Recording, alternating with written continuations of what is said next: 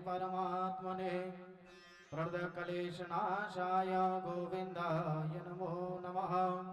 ओम पूर्वस्व श्रीमद्भागवतमहापुराणेभ्यो नमः। श्रीकृष्णाय नमः। ध्यानार्थे गन्धक्षत पुष्पाणि समर्पयामि। बोले श्रीमद्भागवत महापुराण की जय।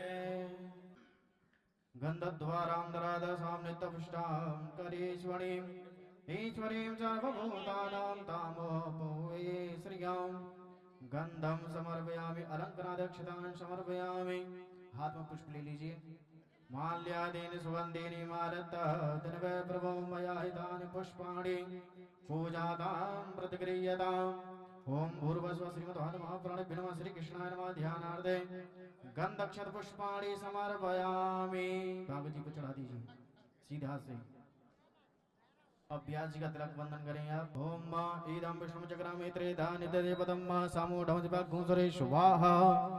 ओम भूर्भुवस्सुः विष्णुरूपाय व्यासाय नमः। गन्धक्षत पुष्पाणि समर्पयामि। सुखदेव ध्यान नमः। संभवाय च मयो भवाय शंकराय च महेश्वराय च नमः। स्वस्ति नो बृहस्पतिर्दधातु। भैया सीटी कैसे दे रहा है? श्री भागवत भगवान की है आरती। पापियों को पाप से है तारती।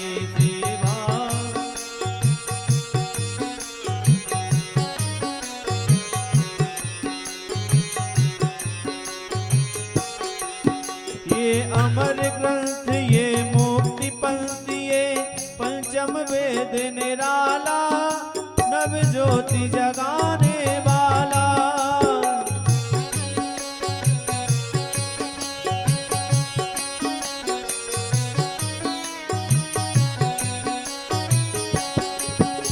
हरि नाम यही हरि धाम यही हरि नाम यही हरि धाम यही जग के मंगल की आरती। पापियों को पाप से है तारती। श्री भागवत भगवान की करो आरती। पापियों को पाप से है तारती। ये शांति गीत पावन पुनीत पापों को मिटाने वाला हरिधर से कराने वाला। पावन पुनीत पापों को मिटाने वाला हरिधर से कराने वाला। ये सुख करणी ये दुख हरणी ये सुख करणी ये दुख हरणी श्री मधुसूदन की आरती। पापियों को पाप से है तारती। श्री भागवत भगवान की है आरती। पापियों को पाप से ये मधुर बोल सद पंथ खोल सद मार्ग बताने वाला बिगड़ी को बनाने वाला। ये मधुर बोल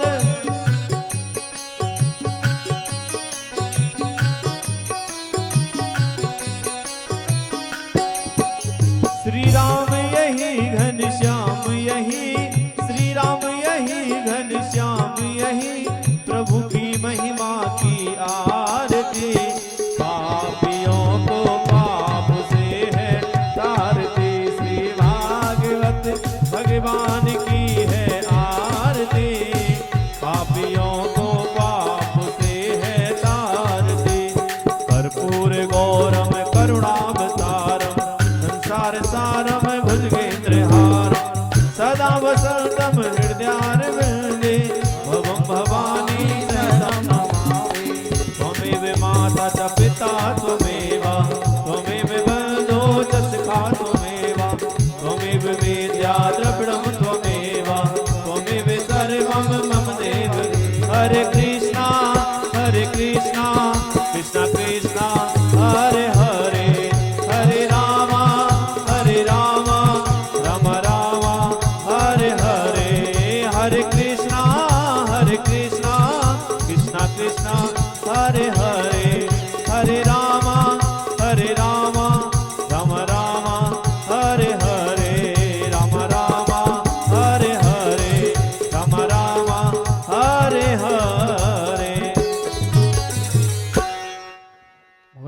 वृंदावन बिहारी लाल की जय। जय। सचंत यत्र पूर्वे शाद्याः सन्ति देवाः हरिः ओम्। एकदन्ताय विद्महे वक्रतुण्डाय धीमहि तन्नो दन्ति प्रचोदयात्। कात्यायने च विद्महे कन्याकुमारी च धीमहि तन्नो गौरी प्रचोदयात्। तत्पुरुषाय विद्महे महादेवाय धीमहि तन्नो रुद्रः प्रचोदयात्। नाना सुगंधि पुष्पाणि यथा कानुभवानि च पुष्पांजलिर्मया दत्त ग्रहण परमेश्वर। ओम भूर्भुवस्सुः श्रीमद्भागवत महापुराण विनय श्री कृष्णाय नमः। ध्यानार्थे आवनार्थे गंधक्षत पुष्पाणि मंत्र पुष्पांजलि समर्पयामि। भागवत जी पर पुष्प चढ़ा दीजिए। आगे बढ़ के आरती की थाली नीचे रख दीजिए और सभी भक्त अपने स्थान ले लीजिए। सभी बैठ जाएं। बोले वृंदावन बिहारी लाल की जय। सभी अपना स्थल लें। गणेशाय नमः। श्री सरस्वत्यै नमः। श्री गुरुचरण कमलेभ्यो नमः। श्री राधा कृष्णाभ्यां नमः। ॐ नमः परमहंसाय स्वादित चरण कमल चिन्मकरंदाय भक्त जनमानस निवासाय श्री रामचंद्राय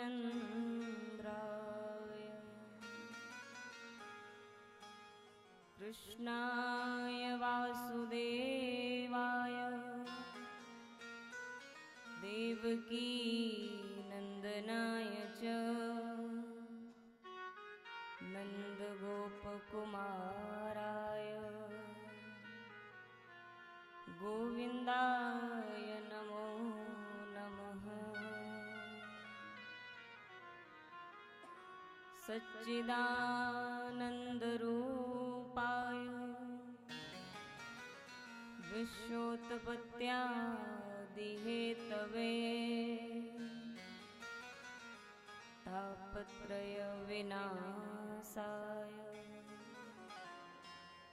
श्रीकृष्णाय वयं नुमः।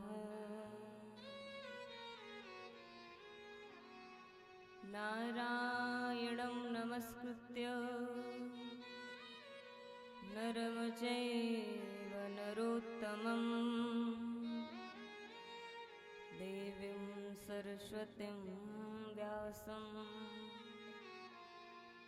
ततो जयमुदीरयेत्।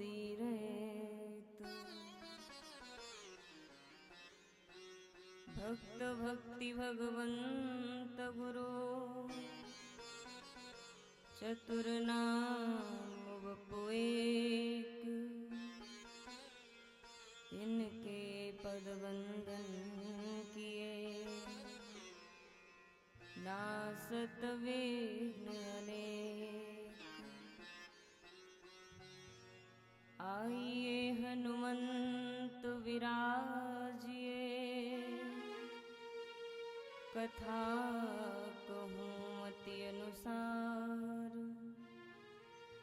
प्रेम सहित गद्दी धरूं पधारिए पवन कुमार। जय जय श्री राधा रमण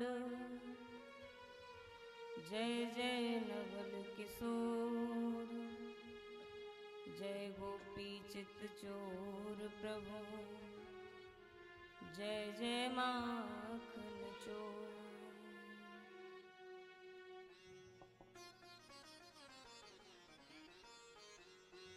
परम मंगलमय परात्पर अखिलेश्वर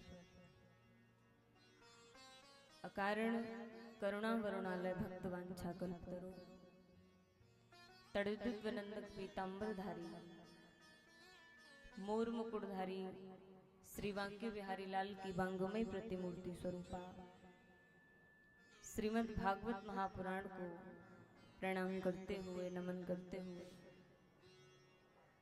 श्री राधा रानी के चरणारविंदों में प्रणाम करते हुए कथा प्रांगण में पधारे हुए सभी भक्तों को व्यासपीठ की ओर से मैं प्रणाम करती हूँ।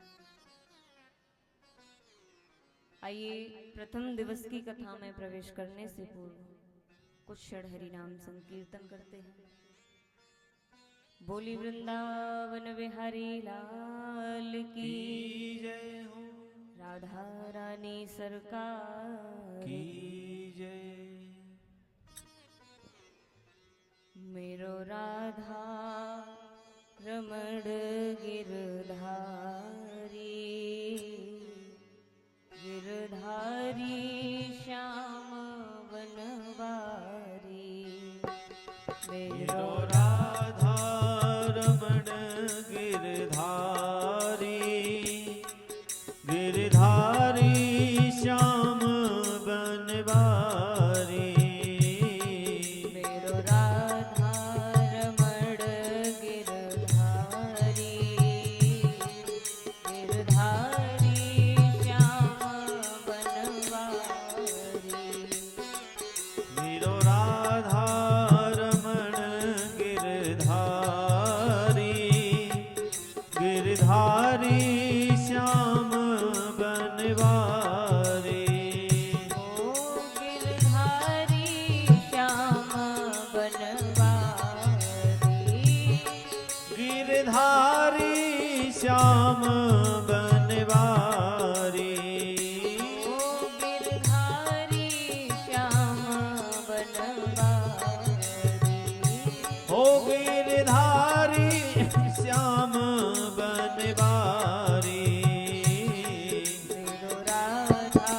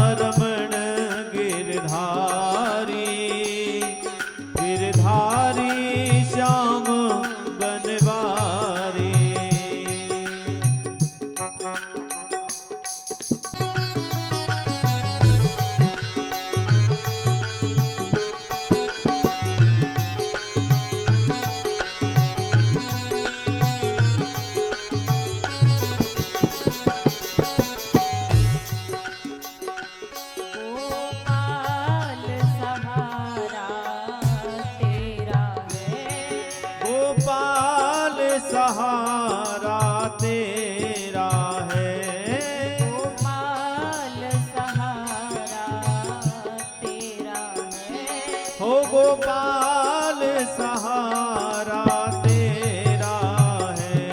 मैं तेरा हूँ तू मेरा है।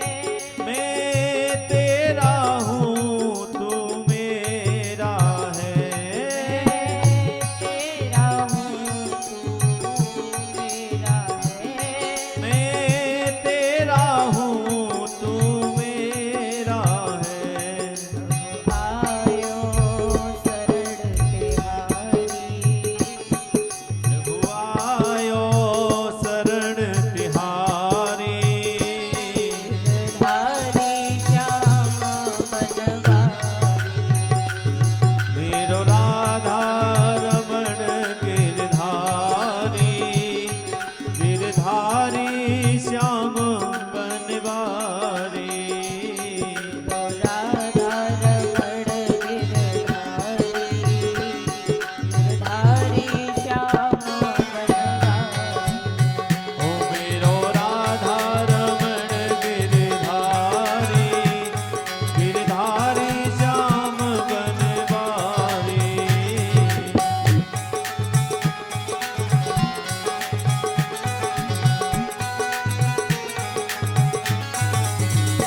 मेरो राधा रमण गिरधारी।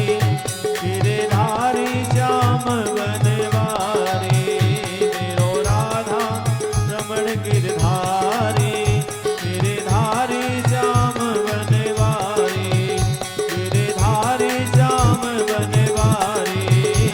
गिरधारी श्याम बनवारी।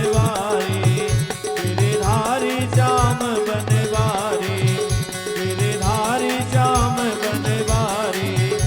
गिरधारी श्याम बनवारी। मेरो राधा रमण गिरधारी। गिरधारी श्याम बनवारी। मेरो राधा रमण गिरधारी। गिरधारी श्याम बनवारी। गिरधारी श्याम बनवारी। गिरधारी श्याम बनवारी।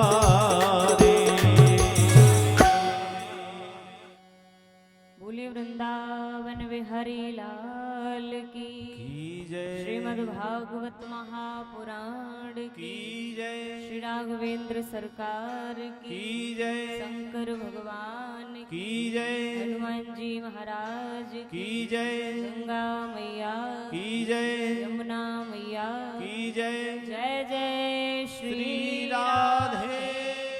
जय जय श्री श्री राधे। जय जय श्री श्री राधे।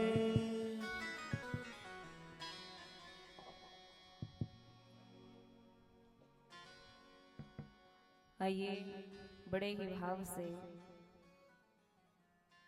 आज भगवान की बड़ी ही मंगलमय कथा, प्रथम दिवस की कथा में हम सभी प्रवेश करते हैं।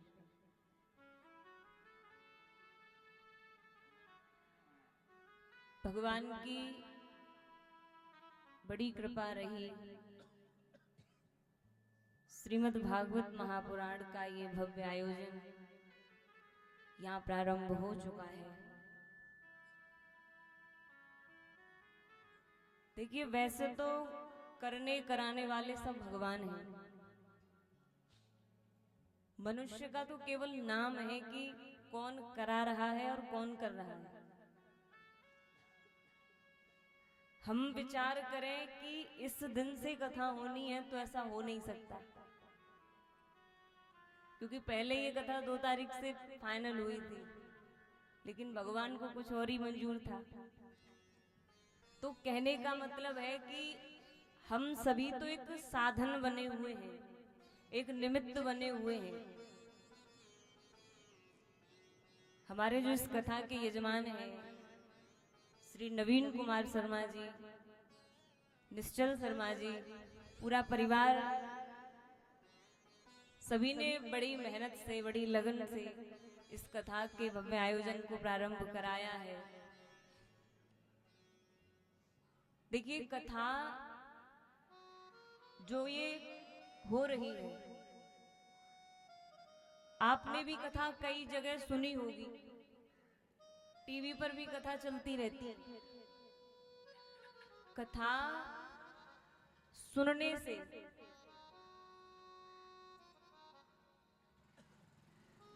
एक तो कथा सुनी जाती है अपने पुण्यों के लिए।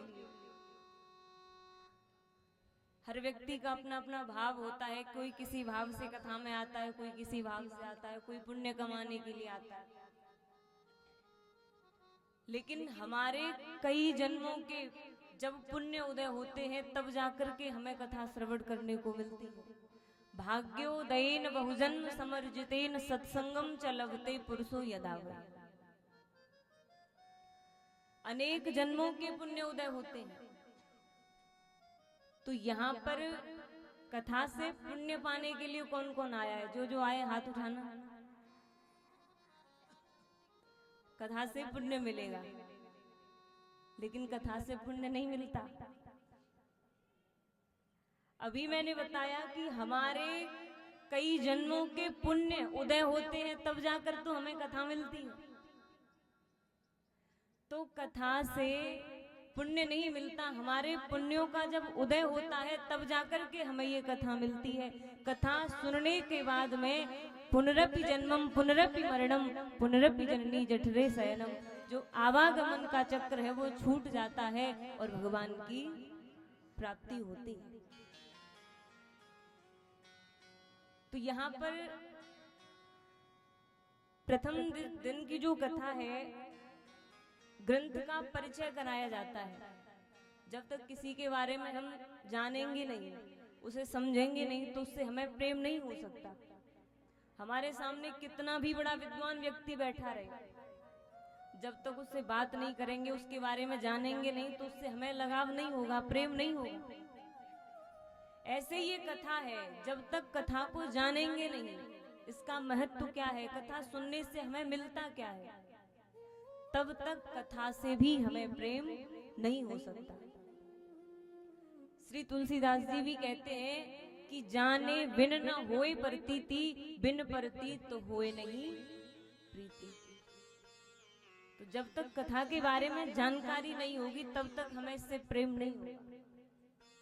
तो प्रथम दिवस कथा का महत्व श्रवण कराया जाता है कि कथा क्या है, इसे सुनने के क्या लाभ है, कथा क्यों सुनी जाती है, क्यों कराई जाती है। श्रीमद् भागवत महापुराण के प्रथम महात्म्य के प्रथम अध्याय में प्रथम श्लोक है कि सच्चिदानंद रूपाय विश्वोत्पत्त्यादि हेतवे तापत्रय विनाशाय श्री कृष्णाय वयं नमः। देखिए, सच्चिदानंद रूपाय विश्वोत्पत्त्यादि हेतवे, सत्य क्या है? सत्य किसे कहते हैं? सत्य कहते हैं अविनाशी को, जिसका कभी नाश ना हुआ हो, जो पहले भी था, आज भी है और हमेशा रहेगा। जितनी भी वस्तुएं हम यहाँ पर संसार में देख रहे हैं, इनका एक न एक दिन नाश होना है। हमारे शरीर, हमारा जो शरीर है, ये भी एक न एक दिन नष्ट हो जाना है। तो फिर सत्य क्या है? क्या जो संसार में ये वस्तुएं देख रहे हैं ये सब सत्य हैं? यहाँ पर संसार में कोई भी वस्तु सत्य नहीं है। सत्य केवल परमात्मा है, केवल परमेश्वर है। हमारा जो सनातन धर्म है ये सत्य है, पहले भी था, आज भी है और आगे भी रहेगा। हमारी जो मृत्यु है ये भी सत्य है, एक न एक दिन आनी है। सत्य और दूसरा शब्द है चित्त। चित्त यानी कि चैतन्य, प्रकाश। हमें कोई पुस्तक पढ़नी हो तो प्रकाश की आवश्यकता है, लेकिन जो भगवान स्वयं प्रकाश स्वरूप है, उन्हीं की कृपा से चंद्रमा में शीतलता है, सूर्य में रोशनी है। उन्हें किसी भी प्रकार के प्रकाश की आवश्यकता नहीं है। तो चित्त भी भगवान का ही नाम है। तीसरा शब्द है आनंद। आनंद किसे कहते हैं? देखिए, आनंद भी दो प्रकार के हैं। एक तो आनंद है साधन जन्य आनंद और दूसरा आनंद है स्वयं सिद्ध आनंद। इस आनंद की तलाश में हम सभी घूम रहे हैं, लेकिन ये आनंद हमें नहीं मिलता। साधन जन्य आनंद का मतलब है जो हमें साधनों से मिलता है। गर्मी का समय है, कमरे में एसी लगी हुई है, कमरे में बैठे हैं तो आनंद आ रहा है। लाइट चली जाए या एसी खराब हो जाए तो वो आनंद खत्म।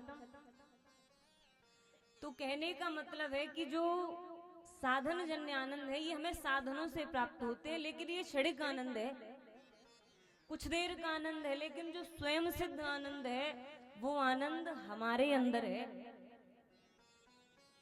अब आप सोच रहे होंगे कि जब हमारे अंदर है तो हमें दिखाई क्यों नहीं देता?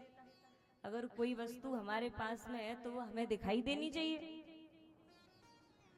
देखिए, दूध में उंगली डालने से घी निकल सकता है, निकल आएगा? नहीं निकलेगा। जैसे दूध में उंगली डालने से घी नहीं निकल सकता, लेकिन घी निकलता तो दूध से ही है।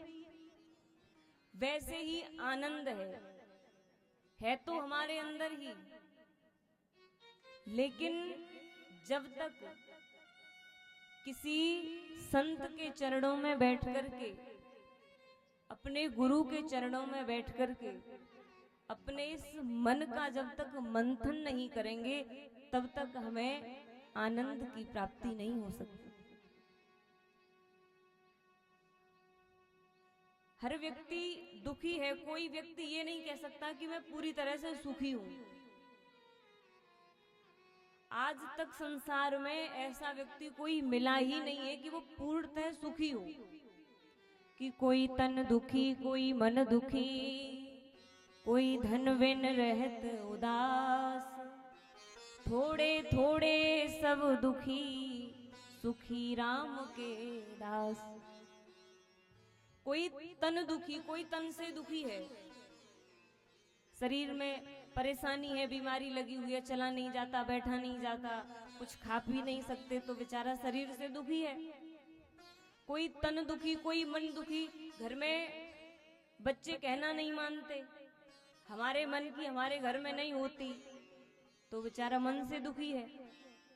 कोई धन बिन रहत उदास, थोड़े थोड़े सब दुखी, सुखी राम के दास। यदि संसार में कोई व्यक्ति सुखी है तो वो केवल भगवान का दास है। तो यहाँ पर हर व्यक्ति दुखी है। संत कहते हैं कि अगर आनंद की प्राप्ति करनी है तो ध्यान रहे, अपने आप में विचार करो कि हमसे कोई गलती तो नहीं हो रही, सामने वाले व्यक्ति का हम कोई गलत तो नहीं कर रहे। क्योंकि आज के समय में व्यक्ति अपने सुख से, अपने दुख से दुखी नहीं है, सामने वाले के सुख से ज्यादा दुखी है। ये सुखी पूर्वक रह कैसे रहा है?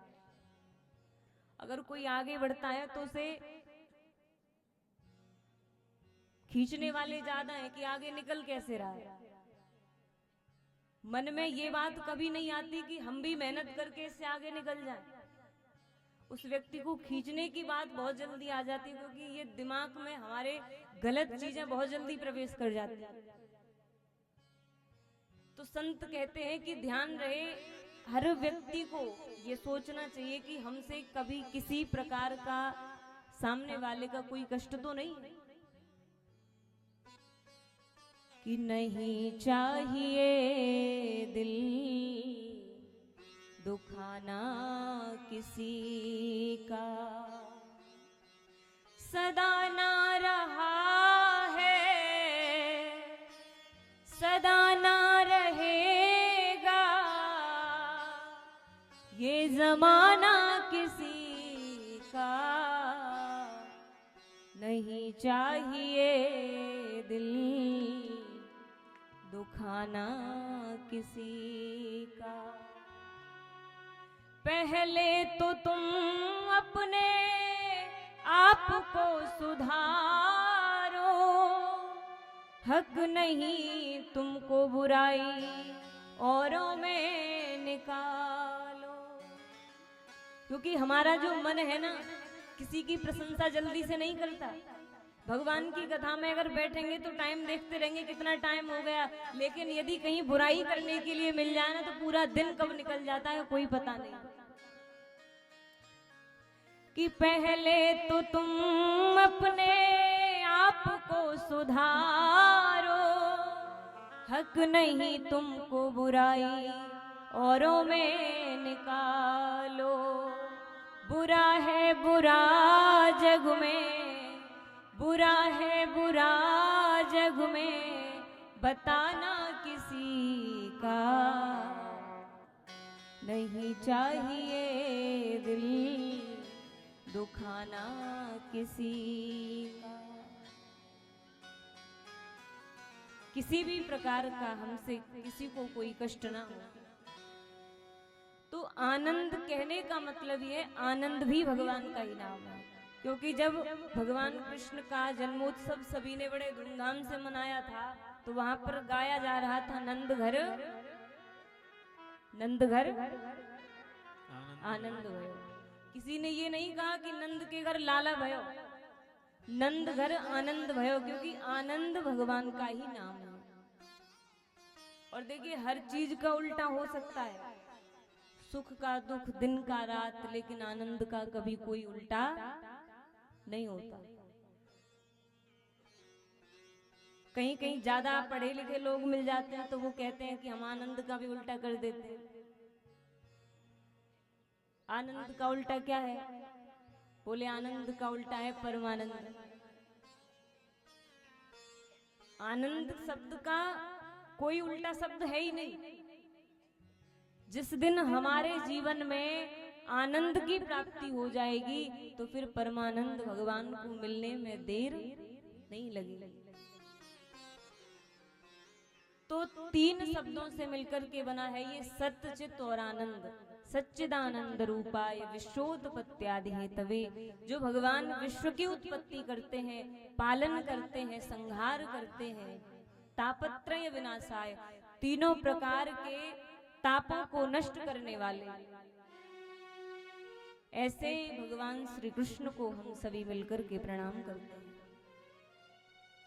दूसरे श्लोक में श्री व्यास जी महाराज ने यहाँ पर अपने पुत्र की वंदना की है कि यम प्रव्रजन्तमनुपेतमपेत कृत्यम द्वैपायनो विरह कातर आजुहाव पुत्रेति तन्मयतया तरवोऽभिनेदु तम सर्वभूत हृदयं मुनिमानतोऽस्मि। नैमिषारण्य तीर्थ में सोनकादिक 88,000 ऋषि विराजमान है। वहां पर श्री सूत जी महाराज का आगमन हुआ तो जितने भी वहां संत थे सब उनको देख करके खड़े हो गए। सूत जी महाराज ने कहा, प्रभु आप सब मुझसे बड़े हैं, मुझ बालक को देख करके आप खड़े क्यों हुए हैं? सोनकादिक ऋषि कहते हैं प्रभु कि धन वृद्धा बल वृद्धा आयु वृद्धास्तथैव च ते सर्वे अपि ज्ञान वृद्धाश्च किंकिरा शिष्य किंकिरा। कोई धन में बड़ा हो सकता है, कोई बल में बड़ा हो सकता है, कोई आयु में बड़ा हो सकता है, लेकिन संत कहते हैं कि वास्तविक वही व्यक्ति बड़ा है जो व्यक्ति ज्ञान में बड़ा है। तो यहाँ पर सोनकादिक ऋषियों ने सूत जी महाराज से प्रश्न किया है, अज्ञान ध्वांत विध्वंस कोटि सूर्य समप्रभ सूताख्या है कथा सारम मम कर्ण रसायन। प्रभु हमारे अंदर अज्ञान रूपी अंधकार है, आपका जो ज्ञान रूपी प्रकाश है, अपने इस ज्ञान रूपी प्रकाश से हमारे मन के अंधकार को दूर करो। और प्रभु हमें कथा नहीं सुननी, हमें कथा का सार सुनना है। अब आप लोग सोच रहे होंगे कि जब संतों के पास ही इतना समय नहीं था तो हमारे पास इतना समय कहां से आए? संत ही कह रहे हैं कि कथा नहीं, कथा का सार सुनना है। तो संतों को पता था कलयुग आने वाला है और कलयुग में किसी के पास इतना समय नहीं होगा कि रात दिन बैठ करके कथा सुनता रहे, और वही हो रहा है। कई कई लोग कथा में जाते भी हैं, मन की भावना है कि चलो 2-4 भजन सुनेंगे, 2-4 चटकोले सुनेंगे, जाएंगे तो सही। हमारे पिछले जन्म के कुछ कर्म ऐसे होते हैं जिनकी वजह से हमारा कथा में मन नहीं लगता। किसी माताओं को कोई सीरियल हो, देखने के लिए मन लगाना नहीं पड़ता, वो अपने आप लग जाता है, लेकिन कथा में मन नहीं लगता। तुलसी पूरब जन्म ते हरि चर्चा न सुहाय, जैसे ज्वर के बेग से भूख विदा है जाए। एक बार एक जगह कथा चल रही थी, तो वहां पर एक दादाजी थे। उनका एक नियम था, कथा में आते तो रोज थे, आए और कथा में आकर के सो गए। उनके साथ में उनका एक पोता भी आया करता था। जब सुनने वालों को अच्छा लगता है, सुनने वाले अच्छे से सुनते हैं, तो सुनाने वाले का भी मन लगता है। तो बाबा आए और रोज सो जाए तो व्यास जी का मन ना लगे कथा सुनाने में। बोले बाबा सबसे आगे आके ही बैठ जाते और सो जाते। एक दिन उन्होंने उसके पोते को बुलाया, बोले इधर आ। अब वो गया तो पूछा, बेटा ये तेरे कौन है? बोले ये हमारे दादाजी हैं। अच्छा, यहाँ ये क्यों आते हैं? अब वो बालक, गुरुजी तो समझ रहे थे कि कहेगा कथा सुनने आते हैं, लेकिन जो उनका पोता था ना, वो चीकू बार था। कहने लगे महाराज मेरे बाबा तो यहाँ सोने आते हैं। सोने आते हैं? घर में सोने नहीं मिलता? बोले हाँ महाराज, घर में कहाँ सो पाते हैं, मेरा एक छोटा भाई है, सारा दिन मेरी माँ काम करती रहती है तो ये खिलाते रहते हैं। बोले रात में क्या करते हैं? बोले जब रात में मेरी माँ सो जाती है तो फिर रात में भी मेरे भाई को दादाजी खिलाते हैं। अच्छा बेटा एक बात बता, कुछ ऐसा काम हो जिससे कल ये कथा में सोए ना? वो बालक कहने लगा महाराज ले देकर सब काम हो जाते हैं। क्या मतलब है? बोले तुम मुझे पैसे दो, मैं कल दादाजी को सोने नहीं दूंगा। ठीक है। व्यास जी ने 2 रुपए लिए और उस बालक से कहा कि कल अपने दादाजी को सोने मत देना। ठीक है महाराज, कल दादाजी नहीं सोएंगे। अगले दिन कथा प्रारंभ हुई। उस बालक ने अपने दादाजी को जैसे तैसे करके सोने नहीं दिया। व्यास जी को बड़ा आनंद आया, बोले हाँ आज कथा में बहुत अच्छा मन लगा। अगले दिन की कथा फिर हुई, बाबा फिर आए, फिर सो गए। व्यास जी ने फिर उस बालक को बुलाया, बोले इधर आ, कल तुझे 2 रुपए दिए थे और कहा था दादाजी को सोने मत देना। बालक कहने लगा कल दादाजी सोए थे क्या? बोले फिर से 2 रुपए देने पड़ेंगे। बोले महाराज अब 2 से काम नहीं चलेगा, रेट बढ़ गई। क्या मतलब है? बोले कल तुमने 2 रुपए दिए थे और कहा था दादाजी को सोने मत देना, और घर जाके मेरे दादाजी ने मुझे 5 रुपए दिए, कहा मुझे कल कथा में मत जगाना। तो कहने का मतलब ये है, हमारे कुछ कर्म ऐसे होते हैं जिनकी वजह से कथा में मन नहीं लगता। तो यहाँ पर सौनकादिक ऋषियों ने प्रश्न किए हैं और कहा राजन, ये जो हमारा जीवन है ये काल रूपी सर्प के मुख के हम सभी ग्रास बने हुए हैं, तब तक सुरक्षित हैं जब तक वो काल रूपी व्याल अपना मुख बंद नहीं कर लेता। जिस दिन काल रूपी व्याल ने अपना मुख बंद कर लिया उसी दिन हमारी मृत्यु आनी है। तो यहाँ पर सौनकादिक ऋषियों को सूत जी महाराज ने कथा सुनाई और कहा देखो ये जो कथा है ये कोई साधारण ग्रंथ नहीं है, ये कोई पोथी नहीं है, कोई पुस्तक नहीं है, ये साक्षात भगवान श्री कृष्ण का ही स्वरूप है। सुखदेव जी महाराज ने जब राजा परीक्षित को कथा सुनाई तो स्वर्ग से अमृत का कलश लेकर के देवता पधारे और कहा है सुखदेव जी से, महाराज इस अमृत को सुखदेव परीक्षित जी को पिला दो और कथा रूपी अमृत हमें पिला दो। तो यहाँ पर सुखदेव जी ने कहा, भैया ये तो यजमान से ही पूछना पड़ेगा। सुखदेव जी परीक्षित जी के पास में गए, कहा बताओ आपको क्या करना है। परीक्षित जी पूछ रहे हैं, प्रभु एक बात बताओ, कथा रूपी अमृत में और स्वर्ग रूपी अमृत में अंतर क्या है। सुखदेव जी कहते हैं, राजन ये जो स्वर्ग रूपी अमृत है ना, इसे पीने के बाद में तुम स्वर्ग में चले जाओ। बोले कब तक रहेंगे, जब तक तुम्हारे पुण्य रहेंगे तब तक तुम स्वर्ग में रहो, और जिस दिन तुम्हारे पुण्य खत्म हुए उसी दिन तुम्हें वापस मृत्यु लोक में भेज दिया जाएगा। और ये जो कथारूपी अमृत है इसे पीने के बाद में तो राजन आवागमन का चक्र छूट जाता है। परीक्षित जी ने मना कर दिया, प्रभु ये स्वर्ग रूपी अमृत का पान मुझे नहीं करना। यहाँ पर सुखदेव जी ने देवताओं से कहा, देखो तुम यहाँ पर क्रय विक्रय करने आए हो, कथा हो रही है, कथा कोई भी सुन सकता है, किसी के लिए कोई मना नहीं है, लेकिन तुमने एक मणि की तुलना कांच के टुकड़े से की है, इसीलिए तुम कथा सुनने के अधिकारी नहीं हो। अब देवता घबरा गए, स्वर्ग में पहुंचे ब्रह्मा जी के पास, बोले ऐसा क्या है भागवत में। सुखदेव जी ने हमें कथा नहीं सुनाई। स्वर्ग में एक तराजू लगाया गया, जितने भी जप तप साधन है सबको एक पलड़े में रखा और भागवत महापुराण को एक पलड़े में रखा है।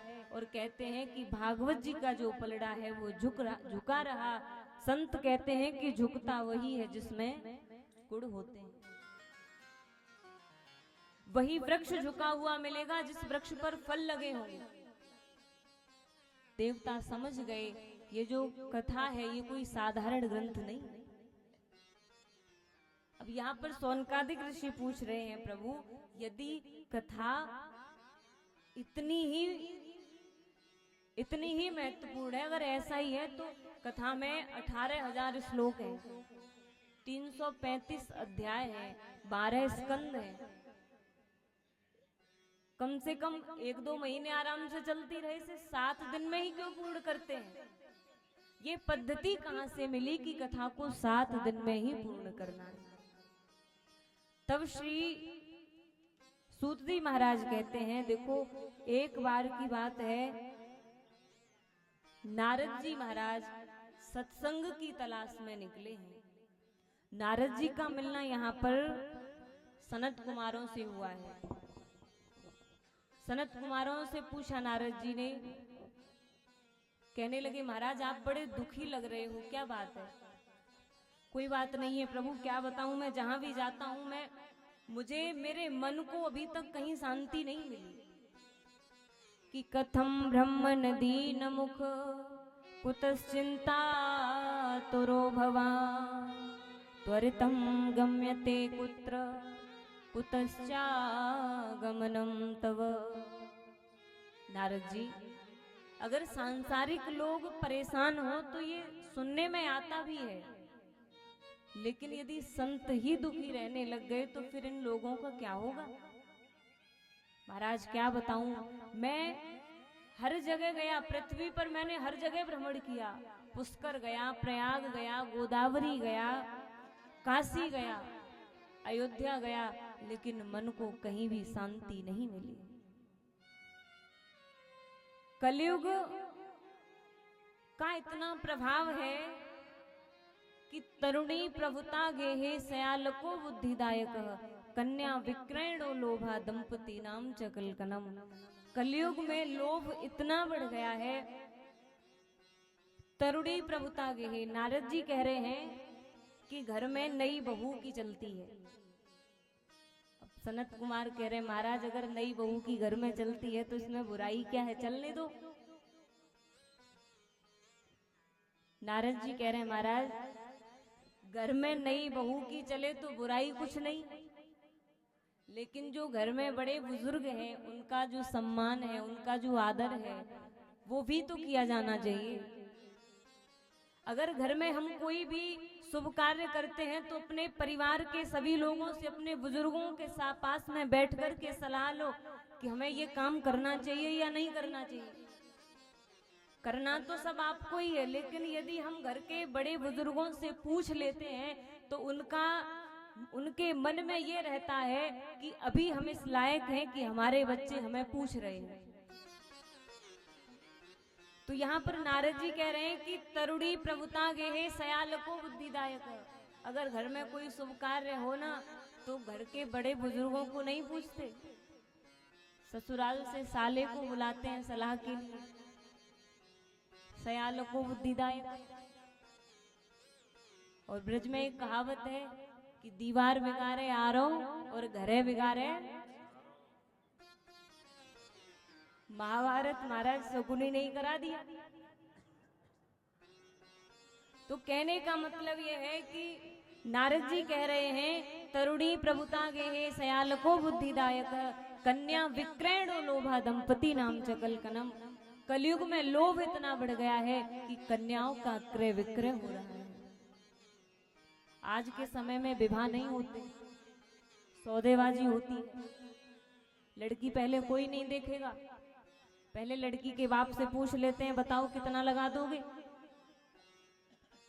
अगर इतना लगाओ तो बात पक्की है, नहीं लगाओ तो तुम पीछे हटो, कोई और पार्टी आएगी। तो कहने का मतलब ये है कि विवाह नहीं हो रहे, सौदेबाजी चल रही है। इसी वजह से उन दंपतियों के जीवन में हमेशा कलह मची हुई है। अगर किसी की लड़की कार लेकर के आएगी तो घर में हाहाकार तो करेगी। अब आप ये सोचो कि उसके बाप से 20 लाख रुपए लेकर के हम फिर अपने घर में उससे सेवा कराएं, तो ऐसा हो सकता है? फिर वो घर की बहू नहीं, वो तो मालकिन बनी आ रही है, फिर वो किसी की चलने नहीं देगी। कहने का मतलब ये है अगर पैसे लेकर के आए या ना आए, लेकिन हमेशा ध्यान रखो लड़की के अंदर संस्कार होने चाहिए।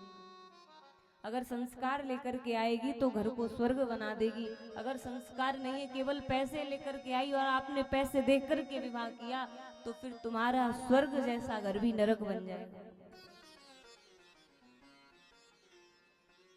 नारद जी कह रहे हैं इसी वजह से उन दंपतियों के जीवन में कलह मची हुई है।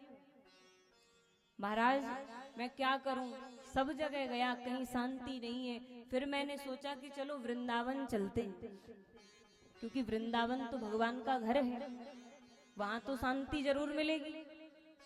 मैं वहां भी गया, वहां भी मैंने देखा यमुना जी के किनारे एक जवान स्त्री बैठी हुई है, उसके पास में 2 वृद्ध पुरुष लेटे हुए हैं, कुछ और स्त्रियां उसकी सेवा में लगी हुई हैं।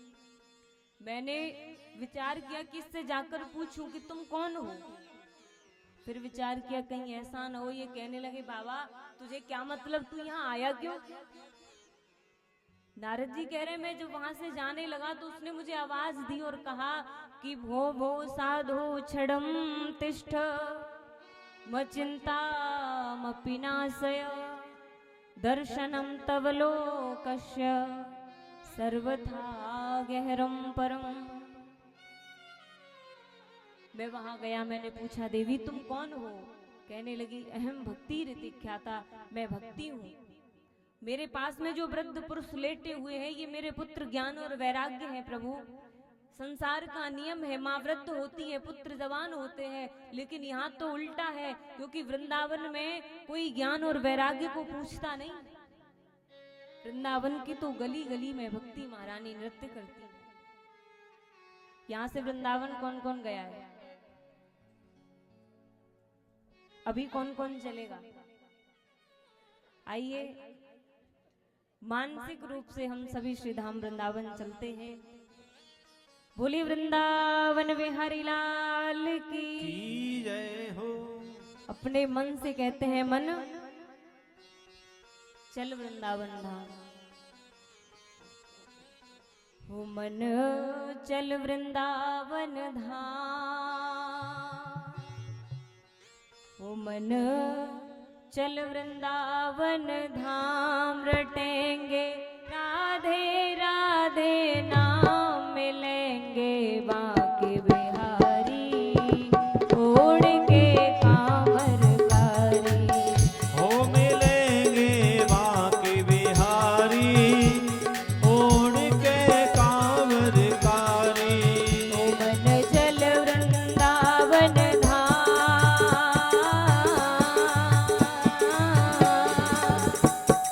चल वृंदावन धाम, रटेंगे राधे राधे नाम, मिलेंगे बांके बिहारी ओढ़ के कांवरकारी।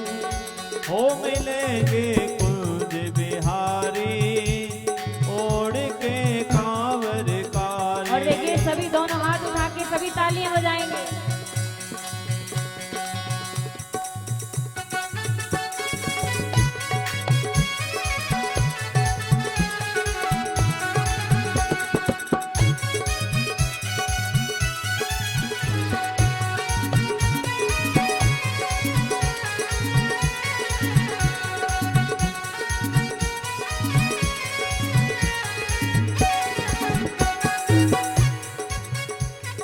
प्रात होत हम श्री यमुना जी जाएंगे, हो प्रात होत हम श्री यमुना जी जाएंगे। प्रात होत हम श्री यमुना जी जाएंगे। हो प्रात होत हम श्री यमुना जी जाएंगे। दर्शन करके जीवन सफल बनाएंगे, दर्शन करके जीवन सफल बनाएंगे। सब पूर्ण है जाए काम, ओ तेरे पूर्ण है जाए काम, रटेंगे राधे राधे नाम, मिलेंगे बांके बिहारी ओढ़ के कांवरकारी। हो मिलेंगे कुंज बिहारी ओढ़ के कांवरकारी। दोनों हाथ उठा के बांके बिहारी लाल की।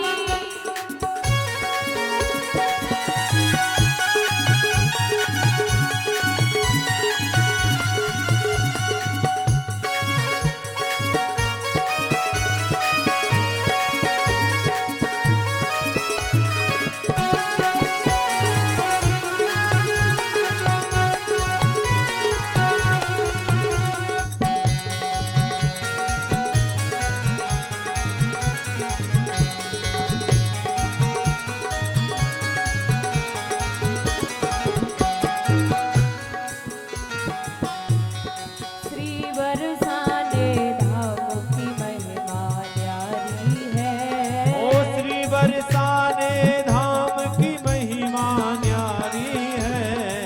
श्री बरसाने धाम की महिमा न्यारी है।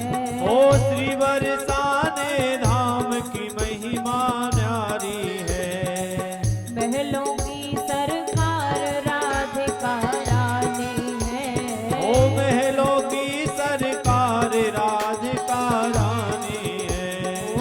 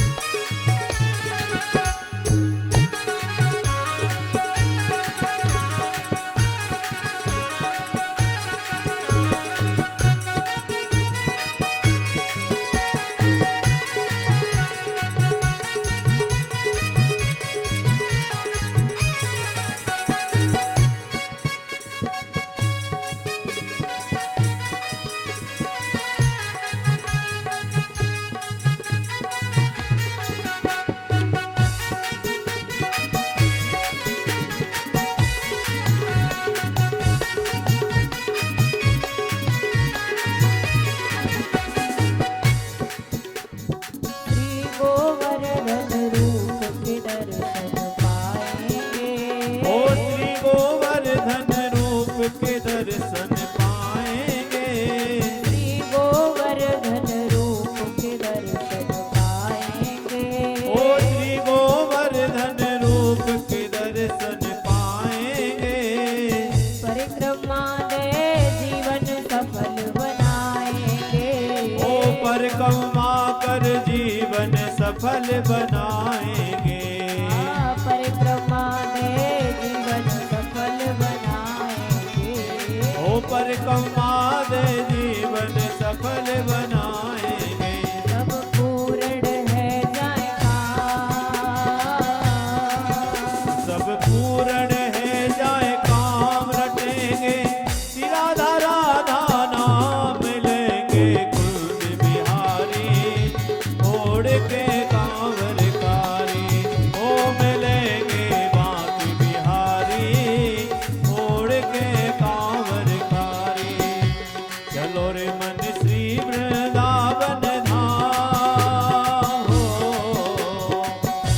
चलो रे मन श्री वृंदावन धाम रटेंगे। राधा राधा नाम लेंगे। कुंज बिहारी ओढ़ के कांवरकारी। ओ मिलेंगे कुंज बिहारी ओढ़ के कांवरकारी।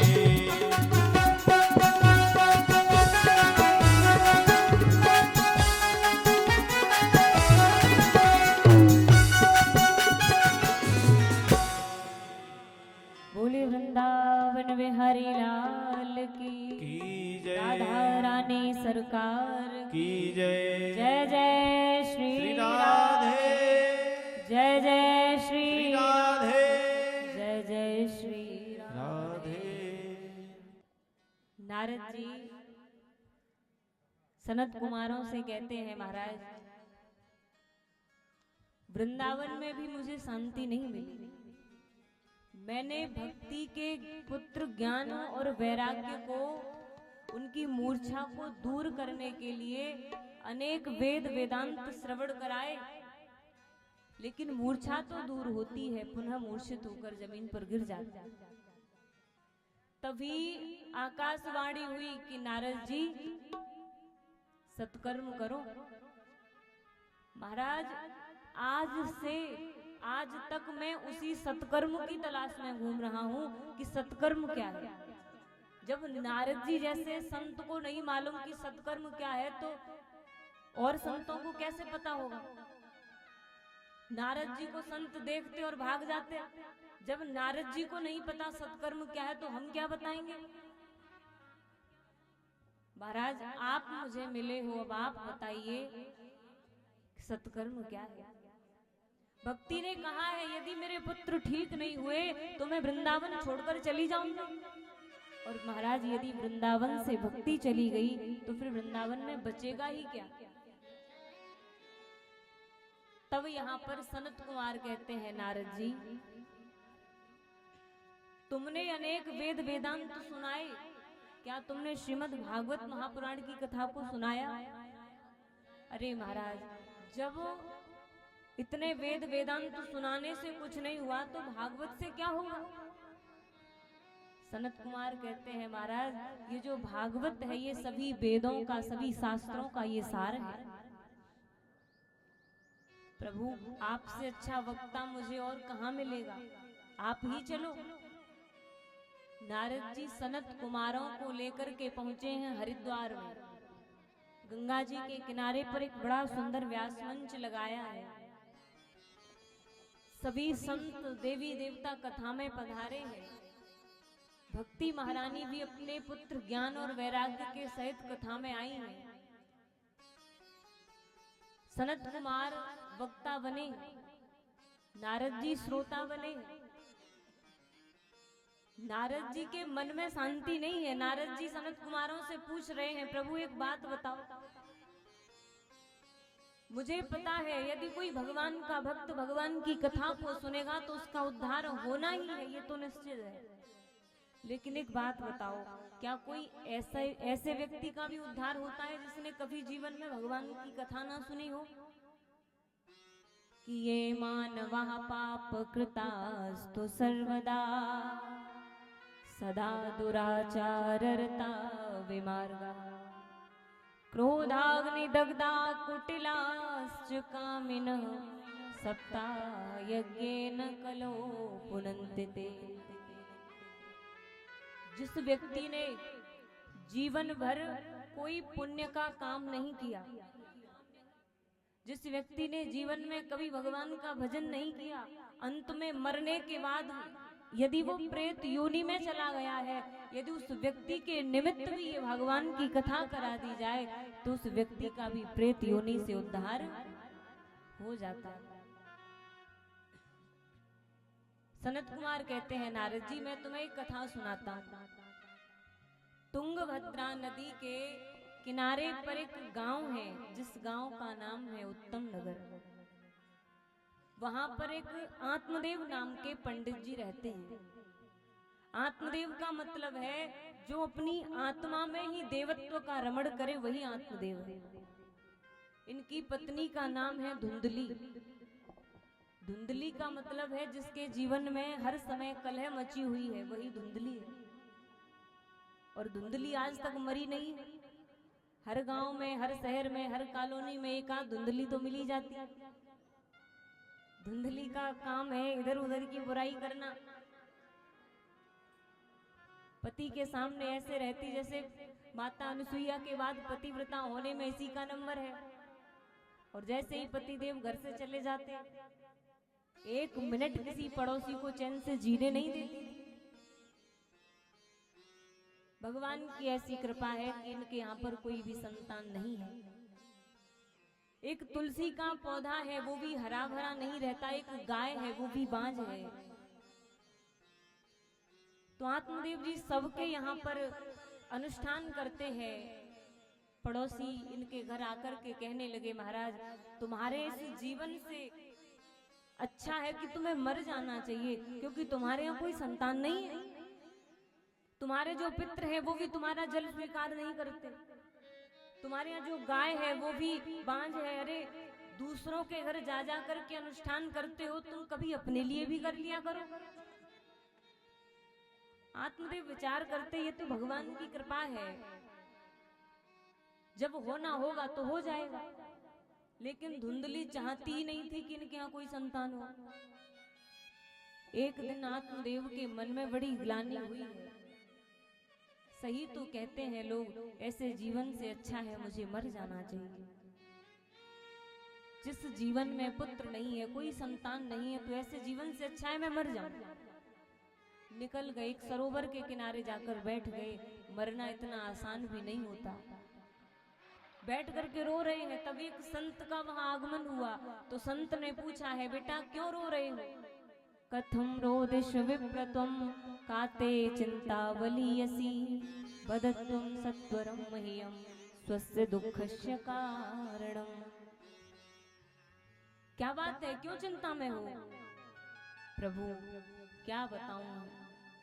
आत्मदेव ने संत के चरण पकड़ लिए, प्रभु मेरे यहाँ कोई भी पुत्र नहीं है। संत ने कहा, बेटा मैं तो सोच रहा था कोई भगवान का भक्त है, भगवान की याद करके रो रहा होगा, लेकिन तू तो सांसारिक मनुष्य निकला। क्या करेगा पुत्र लेकर? आत्मदेव जी कहते हैं, महाराज पुत्र होगा तो मेरा नाम रोशन करेगा, पुत्र होगा तो मेरी सेवा करेगा, पुत्र होगा तो मरने के बाद मुझे जल देगा। संत समझा रहे हैं, बेटा किसी के बेटा या बेटी नाम रोशन नहीं करते। तुम अच्छे काम करो, तुम्हारा नाम रोशन अपने आप हो जाएगा। जब तुमने अपने माता पिता का नाम रोशन नहीं किया, तो तुम अपनी संतान से कैसे उम्मीद करते हो कि हमारा नाम रोशन करेंगे? तुम खुद अच्छे कार्य करो, अच्छे काम करोगे, तुम्हारा नाम रोशन अपने आप हो जाएगा। जितने भी भगवान के भक्त हुए हैं, मीरा कोई पुत्र नहीं था, आज भी संसार में भक्त मीरा को सब लोग जानते हैं। तो नाम रोशन किसी की संतान, किसी के बेटा बेटी नहीं करते। और बेटा आज का समय ऐसा है कि 80% पुत्र माता पिता की सेवा भी नहीं करते। और तुम कहते हो कि मरने के बाद मुझे जल प्रदान करेंगे, जब जीते जी माता पिता को खाने के लिए नहीं देते, तो तुम कैसे मान सकते हो कि मरने के बाद भी तुम्हें जल मिले? आत्मदेव कह रहे हैं महाराज आप क्या जानो, आप तो संत हो, गृहस्थ जीवन में संतान का कितना सुख है आपको नहीं पता। अगर आपने पुत्र नहीं दिया तो मैं तुम्हारे चरणों में सर पटक पटक के मर जाऊंगा, तुम्हें ब्रह्म हत्या लग जाएगी। संत कहते हैं बेटा मैं देख रहा हूँ कि तू इस जन्म की बात करता है, तेरे तो 7 जन्मों तक संतान का कोई भी योग नहीं। प्रभु आपने तो मेरे 7 जन्मों की चिंता को बढ़ा दिया। संत ने अपनी झोली से एक फल निकाल करके दिया, कहा बेटा अगर प्रभु की कृपा हुई तो तेरे यहाँ एक गुणवान पुत्र जन्म लेगा, ये फल ले जाकर तू अपनी पत्नी को खिला दे। आत्मदेव जी बड़े प्रसन्न हुए, संत को प्रणाम करके वहां से घर पहुंचे। दरवाजे से आवाज लगाई धुंधली।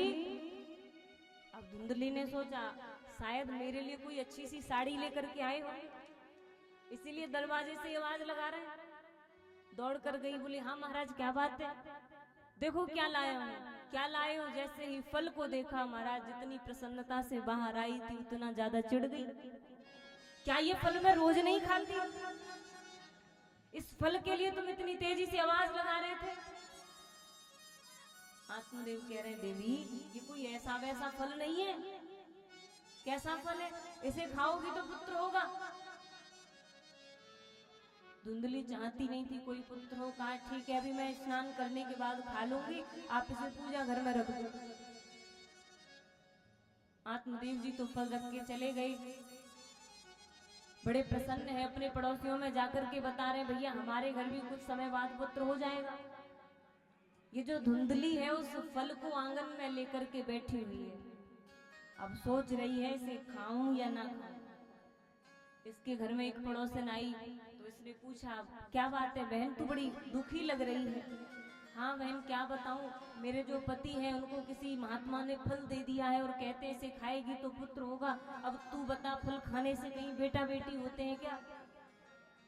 पड़ोसन कहने लगी बहन अगर किसी संत ने दिया है तो तू खा ले, जरूर प्रभु की कृपा होगी। अच्छा तू कहती है तो खा लूंगी।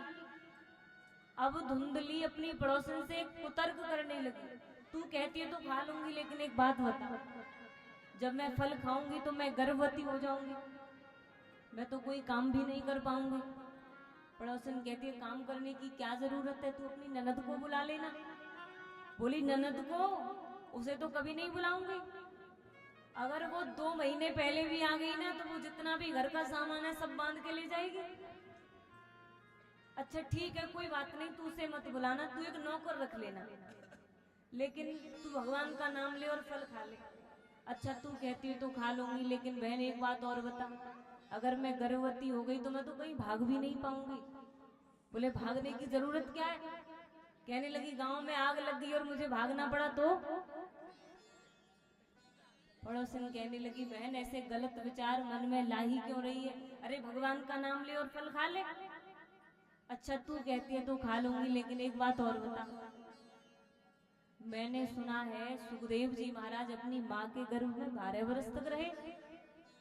अब पड़ोसन कहने लगी बहन सुना तो मैंने भी ऐसा ही है। धुंधली कहने लगी बहन मेरे गर्भ में यदि 2 वर्ष भी ठहर गया तो मैं तो जीते जी मर जाऊंगी।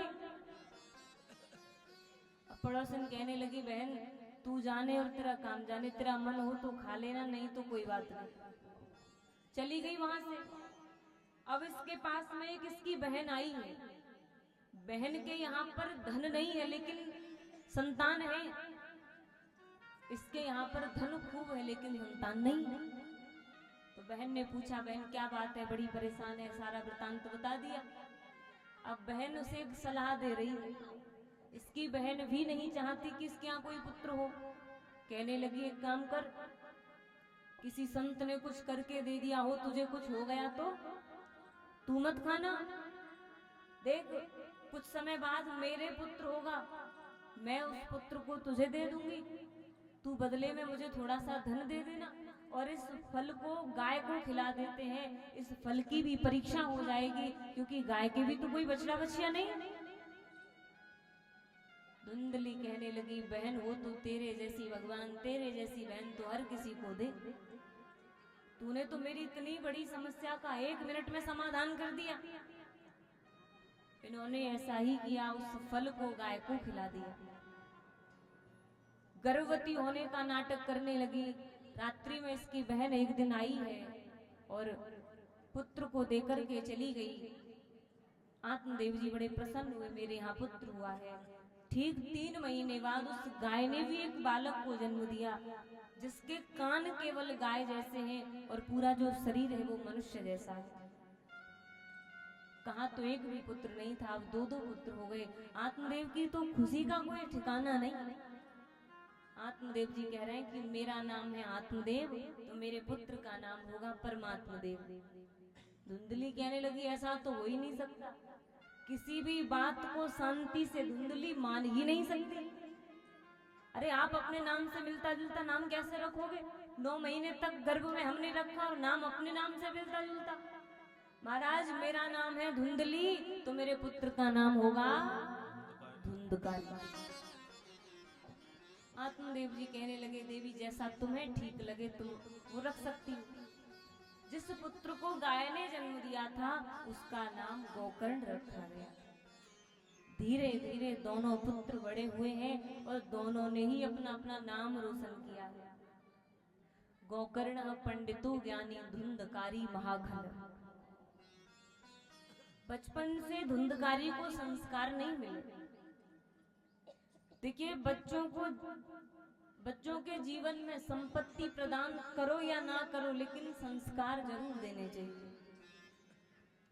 अगर आत्मदेव कुछ कहते भी तो धुंधली डांट देती, अरे क्यों डांट रहे हो उसे, अकेला ही तो है, सब सुधर जाएगा धीरे धीरे। कभी आत्मदेव को कुछ कहने नहीं दिया और धुंधली ने खुद उससे कुछ कहा नहीं। धीरे धीरे चोरी करने लगा। बच्चों के साथ में खेलता खेलते बच्चों को कुएं में डाल देता। अब धीरे धीरे बड़ा हो रहा है, मीट मांस का भक्षण करने लगा। आत्मदेव घर आए और कहा, बेटा तूने मेरे स्वर्ग जैसे घर को नरक बना दिया है। मैंने अपने घर में कभी मदिरा मैं घर लेकर के नहीं आया और तू यहाँ बैठ कर के मदिरा का पान करता है।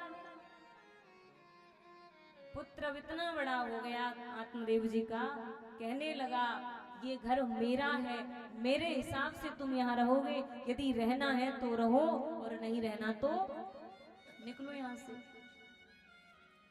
आत्मदेव जी ने जब ये सुना, मन में एकदम से मन अशांत हो गया। क्या यही शब्द सुनने के लिए मैं अपने इस पुत्र के लिए मरने गया था? संत ने समझाया था, अगर पुत्र नहीं है तो कुछ दिन रोना पड़ेगा कि किस्मत में नहीं था। अगर पुत्र होकर के मर जाए तो और कुछ दिन रोएंगे कि भगवान ने दिया तो था लेकिन ले लिया। यदि पुत्र होकर के यदि कुपुत्र निकल आए, यदि नालायक निकल आए, तो वो पुत्र फिर जीवन भर रुलाता है। क्या यही शब्द सुनने के लिए मैं उस दिन मरने जा रहा था? आत्मदेव जी बड़े दुखी हुए हैं। उस दिन पुत्र नहीं था, उस दिन भी मरने जा रहे थे। आज पुत्र है, आज भी मरने जा रहे हैं। लेकिन दूसरे पल विचार करते हैं कि पहले मैं अपने पुत्र गोकर्ण से तो एक बार मिलूं। गोकर्ण के पास में गए हैं। गोकर्ण ने पिताजी को देखा, प्रणाम किया है। कहा, पिताजी मरना किसी भी समस्या का समाधान नहीं होता। सारा वृतांत गोकर्ण को बताया है। बेटा तेरा भाई कहता है कि यदि यहाँ रहना है तो मेरे हिसाब से रहो, नहीं रहना तो तुम यहाँ से निकल जाओ। मैंने तो विचार किया था कि ये बड़ा होगा तो मेरा नाम रोशन करेगा, मेरी सेवा करेगा, लेकिन यहाँ तो उल्टा हो गया। और ये बात भी सत्य है, हर माता पिता चाहते हैं कि उनकी संतान बड़ा होकर के उनका नाम रोशन करे। संसार में केवल एक माता पिता ही ऐसे होते हैं जो चाहते हैं कि हमारी संतान हमसे भी आगे जाए। और संसार में हर व्यक्ति पीछे खींचने के लिए बैठा हुआ है केवल माता पिता ऐसे हैं जो चाहते हैं कि हमारा पुत्र, हमारी संतान हमसे भी आगे निकले। हर माँ बाप की इच्छा होती है कि बेटा नाम रोशन करेगा, लेकिन वही पुत्र जब बड़ा होकर के माता पिता से कहता है कि मेरे हिसाब से रहो, तो फिर बड़ा कष्ट होता है। जो माता पिता बचपन में 10 बार बच्चे को बोलना सिखाते हैं, छोटा बालक है, यदि 4 बार पूछेगा ये क्या है, माँ बताएगी ये तोता है, ये कबूतर है, ये चाचा है, ये पापा है, ये ताऊ है। वही माता पिता जब वृद्ध हो जाते हैं, कोई बात समझ में ना आए तो दोबारा भी यदि पुत्र से पूछ लेना तो कहते हैं तुम्हारी समझ में नहीं आएगा, तुम अब बूढ़े हो गए हो, तुम्हारी बुद्धि खराब हो गई है। हर माँ बाप की इच्छा होती है कि मेरा बेटा मेरा नाम रोशन करे। कि तुझे सूरज कहूं या चंदा, तुझे दीप कहूं या तारा, मेरा नाम करेगा रोशन, जग में मेरा राज दुलारा, मेरा नाम करेगा रोशन, जग में मेरा राज दुलारा। तुझे सूरज कहूँ या चंदा, तुझे सूरज कहूँ या तारा, मेरा नाम करेगा रोशन, मेरे जग का पालनहारा। तुझे सूरज कहूँ या चंदा, तुझे दीप कहूँ या तारा, मेरा नाम करेगा रोशन, जग में मेरा राज दुलारा। ओ मेरा नाम करेगा रोशन, मेरा रंग का राज दुलारा। मैं कब से तरस रहा था, मेरे आंगन में कोई खेले, नन्ही सी हंसी के बदले मेरी सारी दुनिया ले ले।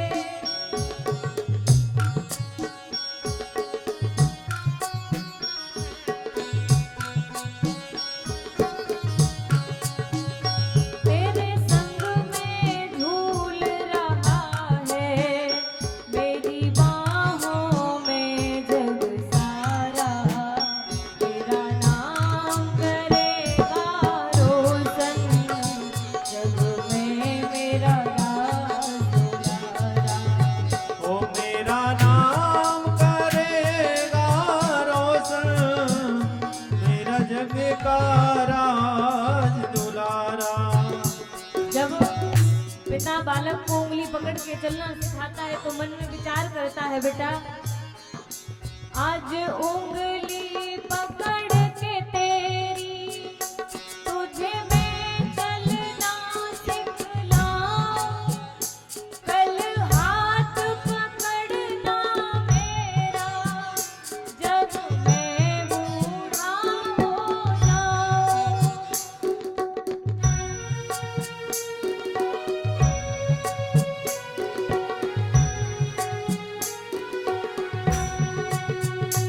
आज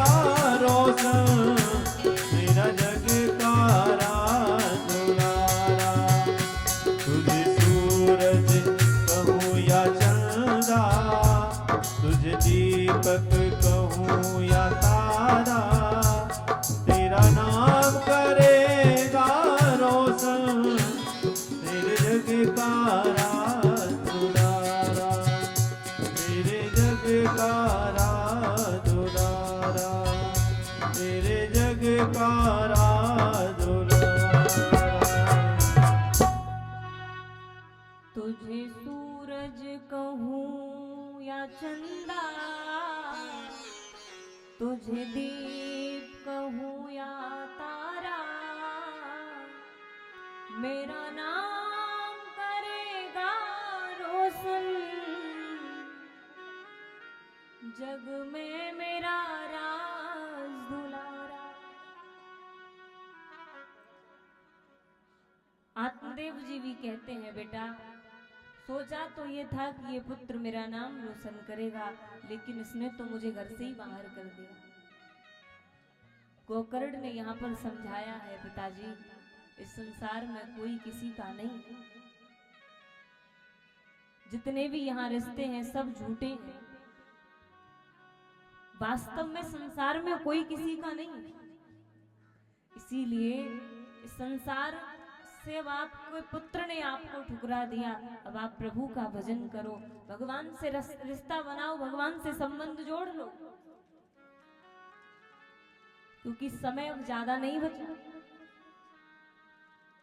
सारा जीवन तो हमने अपने परिवार के लिए, अपने संसार के लिए दे दिया, अब कम से कम जो भी समय बचा है वो समय तो हम भगवान को प्रदान करें। यहाँ पर केवल रिश्ते कब तक बने हुए हैं? जब तक हम जीवित हैं। सांस निकल जाने के बाद कोई किसी का बेटा नहीं, कोई किसी की माँ नहीं, कोई संसार में कोई कैसा भी रिश्ता नहीं है। तो इसीलिए जो समय बचा है, समय को प्रभु के चरणों में लगाओ, भगवान का भजन करो। कि 4 दिनों की प्रीत जगत में 4 दिनों के नाते हैं, पलकों के पर्दे गिरते ही सब रिश्ते रह जाते हैं। जिसकी चिंता में तू जलता वो ही चिता जलाते हैं। पिंडदान कर प्रेतात्मा से अपना पिंड छुड़ाते हैं। आदमी से आदमी का खत्म रिश्ता हो गया, आग ठंडी हो गई, चर्चा भी ठंडा हो गया। चलता फिरता था जो कल तक लग गया दीवार पर, मजबूर कितना हो गया। इस संसार में कोई किसी का नहीं है। जिस परिवार के लिए हम सारा जीवन चिंता करते रहते हैं, इसका आगे क्या होगा, अंत में वही हमारी चिता जला करके खत्म कर देंगे। इसीलिए पिताजी प्रभु का भजन करो। जो व्यक्ति संसार में आया है उसे जाना तो पड़ेगा। यहाँ से कुछ ऐसा करके जाएं, भगवान से कह करके आए हैं, संसार में जाकर के भजन करेंगे। देखिए कलयुग में भजन करने के लिए ये भी नहीं है कि तुम सारे काम छोड़ करके बस भजन करने बैठ जाओ। भगवान कहते हैं कि कर से कर्म करो विधिनाना, मन राखो जहाँ कृपा निधाना। हाथों से तुम खूब काम करते रहो, लेकिन जो मन है ये मन हमारा भगवान के चरणों में होना चाहिए। अपने इस मन को भगवान के चरणों में लगाओ। हम घर में तो मंदिर बनाते हैं और अच्छी बात है, मंदिर घर में होना चाहिए। मन में तो अपने घर में मंदिर बनाएंगे, वहां भगवान को बिठाएंगे, लेकिन भगवान कहते हैं बेटा घर में तू मंदिर बना या मत बना, अपने इस अपने इस मन को मंदिर बना ले और इसी मन के मंदिर में मुझे बिठा। मन के मंदिर में प्रभु को बिठाना बात हरेक के बस की नहीं है। खेलना पड़ता है जिंदगी से, भक्ति इतनी भी सस्ती नहीं है। सारा जीवन निकल जाता है फिर भी प्रभु की प्राप्ति नहीं हो पाती। लेकिन कलयुग में तो, कलयुग का एक ये गुण है कलयुग केवल नाम आधारा, सुमिर सुमिर नर उतरहि पारा। केवल नाम संकीर्तन मात्र से ही मनुष्य के सारे पाप खत्म हो जाते हैं। तो यहाँ पर गोकर्ण जी ने आत्मदेव को समझाया है। आत्मदेव जी भगवान का भजन करने के लिए जंगल में गए। एक दिन धुंधकारी अपनी माता धुंधली के पास में गया, बोले मुझे धन दे। बेटा सारा धन तो तू ले गया, अब तुझे कहां से दूं? अगर तू धन नहीं देगी तो मैं तुझे जलती हुई लकड़ियों से मारूंगा। धुंधली डर गई, कहा बेटा ठीक है, मैं तुझे सुबह धन दे दूंगी। रात्रि में कुएं में गिर कर के यहाँ पर धुंधली का भी प्राणांत हो गया। गोकर्ण जी विचार कर रहे हैं, पिताजी तो चले गए, माताजी ऊपर पधार गई, अब नंबर हमारा ही है। गोकर्ण जी महाराज वहां से तीर्थ यात्रा के लिए निकल गए। अब घर में केवल धुंधकारी बचा हुआ है। 5-5 वेश्याओं को घर में ले आए। वेश्याओं की पूर्ति करने के लिए चोरी करने लगा। एक दिन एक राजा के घर में चोरी की। वेश्याओं को पता लगा यदि राजा को मालूम पड़ गया तो इसके चक्कर में हम भी फंसेंगे। धुंधकारी को मदिरा का पान करा, एक पलंग पर लिटा दिया, रस्सियों से वेश्याओं ने उसे बांध दिया। गला दबा करके मारने वाली थी, लेकिन दुष्ट व्यक्ति जल्दी से मरते भी नहीं। एक वेश्या गई है, चूल्हे में जो जलते हुए अंगारे थे उनको लेकर के आई और धुंधकारी के मुख में डालने लगी। तड़फ तड़फ करके यहाँ धुंधकारी का प्राणांत हो गया। उसी घर में गड्ढा खोद करके वेश्याओं ने उस धुंधकारी को वहीं पर गाड़ दिया। कुछ दिन तो वहां पर रही। जितने भी पड़ोस में लोग थे कहने लगे भैया धुंधकारी दिखाई नहीं देता, कहाँ गया है? वेश्या कह देती महाराज बाहर गए हैं धन कमाने के लिए। कुछ दिन बाद वेश्या घर से चली गई। गोकर्ण जी को पता लगा तो प्रयाग में जाकर के गोकर्ण जी महाराज ने धुंधकारी के नाम का यहाँ पिंडदान किया है। लेकिन फिर भी धुंधकारी को प्रेत योनि से मुक्ति नहीं मिली। एक दिन गोकर्ण जी महाराज अपने घर आए हैं, भगवान का भजन करने के लिए बैठे हैं, लेकिन जो धुंधकारी है कभी किसी रूप में कभी किसी रूप में बार बार सामने आ रहा है, बोल नहीं पा रहा। गोकर्ण जी ने जल के छींटे लगाए हैं और पूछा कौन हो तुम? हाथ जोड़कर खड़ा हो गया, भैया अहम भ्राता त्वदीयोस्मि धुंधकारी तिनामतः स्वकीयेने वदोषेण ब्रह्मत्वं नासितं मया। प्रभु मैं धुंधकारी हूँ, तुम्हारा भाई। मेरे कर्मों के कारण मेरा जो ब्रह्मत्व है वो नष्ट हो गया है। आप मेरी मुक्ति का कोई उपाय करो। भैया मैंने तो पिंडदान कर दिया तेरा। बोले तुम एक नहीं 1000 बार पिंडदान करो फिर भी मेरी मुक्ति नहीं होगी, क्योंकि पिंडदान गोत्र से किया जाता है और जो धुंधकारी है वो गोकर्ण के गोत्र का नहीं, धुंधली की बहन का बेटा था। अच्छा ठीक है भैया, तू अभी यहाँ से जा, मैं सुबह होते ही तेरा कुछ उपाय करूंगा। तो यहाँ पर गोकर्ण जी महाराज ने सूर्य भगवान को जल प्रदान किया। अपने भजन के बल से उन्हें रोक कर पूछा, प्रभु जो व्यक्ति प्रेत योनि में हो उसकी मुक्ति का उपाय क्या है? उन्होंने कहा कि श्रीमद् भागवत महापुराण की कथा उसके निमित्त करा दी जाए तो उसका उद्धार हो जाएगा।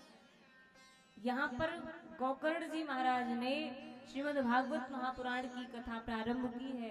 अब ये जो धुंधकारी है ये प्रेत है, हवा है, एक जगह बैठ करके कथा नहीं सुन सकता।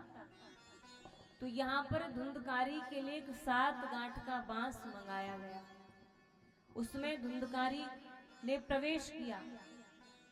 प्रथम दिन की कथा हुई, दूसरे दिन की कथा हुई, दूसरी ग्रंथि फट गई, 7 दिन की कथा हुई, 7 ग्रंथि फट गई। और जो धुंधकारी था वो एक पार्षद के रूप में प्रकट हुआ है। हाथ जोड़ करके कहने लगा, धन्य भागवतीर वार्ता प्रेत पीड़ा विनाशने। धन्य है भागवत की कथा जो मनुष्य का प्रेत योनि से भी उद्धार कर देती है। बोलिए श्रीमद् भागवत महापुराण की जय हो। तो यहाँ पर भगवान का विमान आया है और विमान में बैठ कर के धुंधकारी प्रभु के परम धाम को गया है। बोले भक्त वत्सल भगवान की। की जय। अच्छा एक बात बताओ, यहाँ पर यदि भगवान का विमान आ जाए तो कौन कौन चलेगा? सब चलेंगे? परिवार को छोड़ने के लिए तैयार हो? तो यहाँ पर श्री गोकर्ण जी महाराज से जितने भी ग्रामवासी हैं सब पूछ रहे हैं, प्रभु कथा तो हमने भी सुनी थी, फिर हमारे लिए विमान क्यों नहीं आया? गोकर्ण जी कह रहे हैं, भैया तुमने कथा सुनी तो है, लेकिन एक कान से सुनी और दूसरे से निकाल दी। कथा सुनने के बाद यदि कथा का चिंतन नहीं किया जाए, मनन नहीं किया जाए, तो कथा सुनना बेकार है। कथा सुनने के बाद में यदि जीवन में कोई परिवर्तन ना आए तो फिर कथा सुनना बेकार है।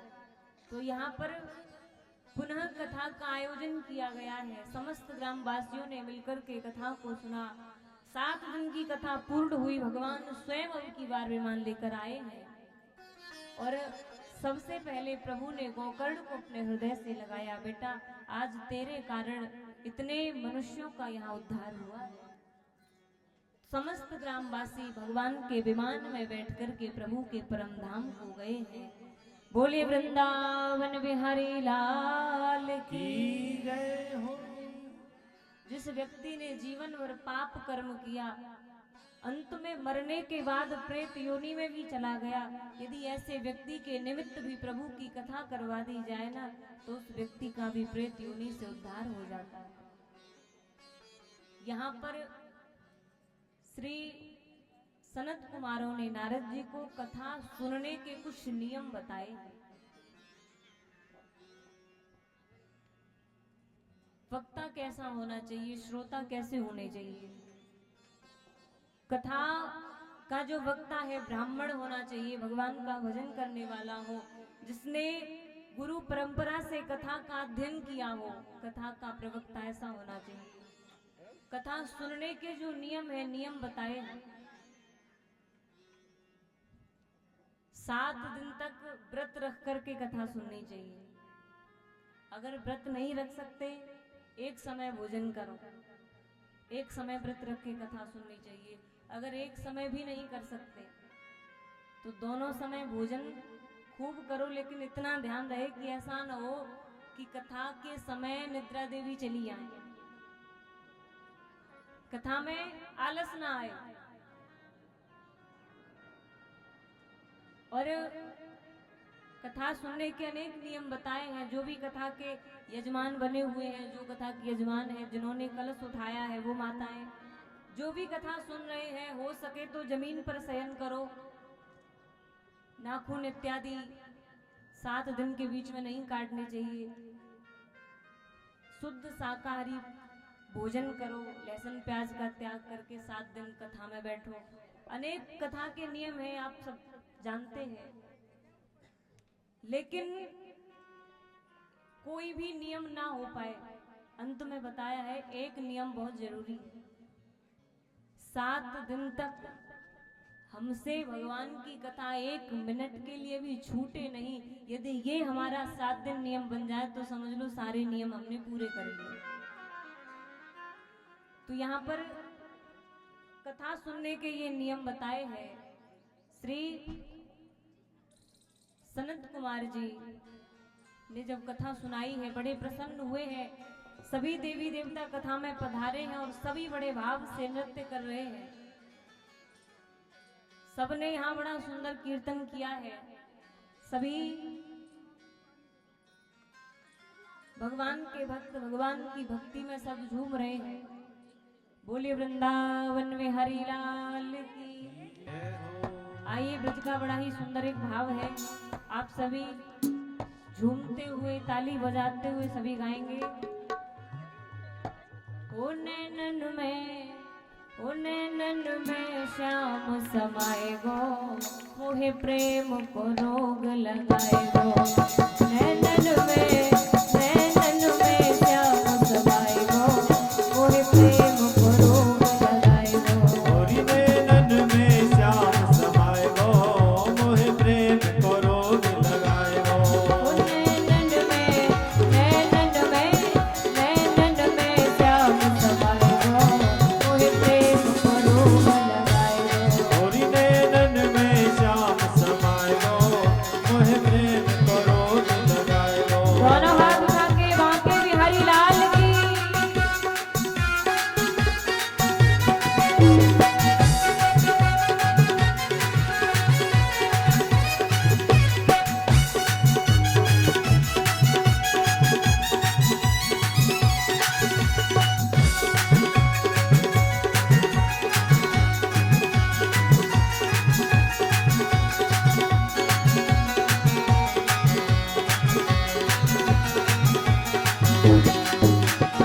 और देखिए सभी खड़े हो जाओ, सभी खड़े हो जाओ और दोनों हाथ उठा के ताली बजाते हुए सभी गाएंगे।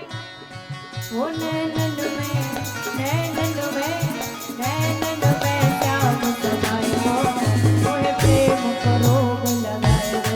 ओ नैनन में श्याम समाए हो, मोहे प्रेम को रोग लगाए हो। लाके बिहारी लाल की।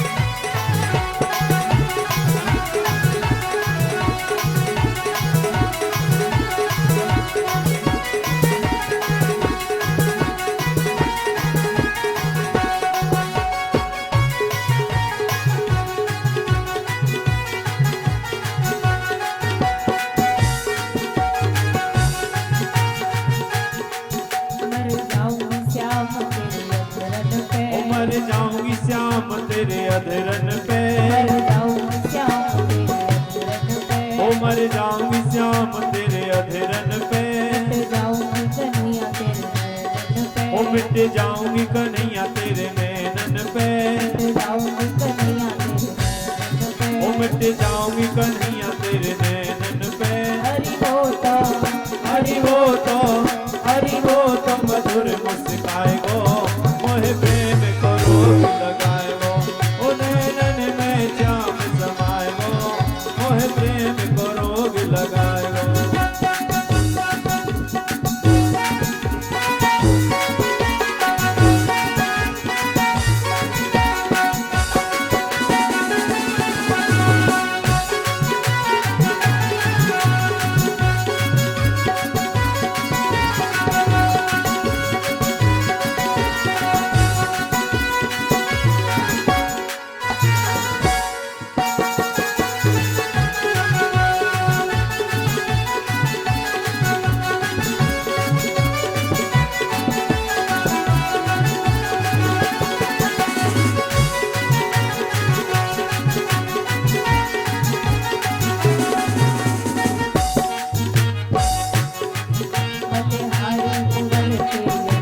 बलिहारी कुंवर तेरी अलकन पे, बलिहारी कुंवर तेरी अलकन पे, ओ बलिहारी कुंवर तेरी अलकन पे, तेरे बेसर के मोती अलकन पे, मेरे बेसर के मोती अलकन पे, तेरे बेसर के मोती अलकन पे, ओ मेरे बेसर के मोती अलकन पे।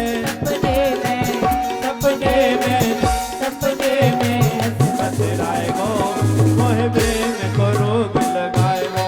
ओ नैनन मेरी श्याम समाए गो, मोहे प्रेम को रोग लगाए गो। दोनों हाथ उठा के ताली बजाते हुए सभी गाएंगे।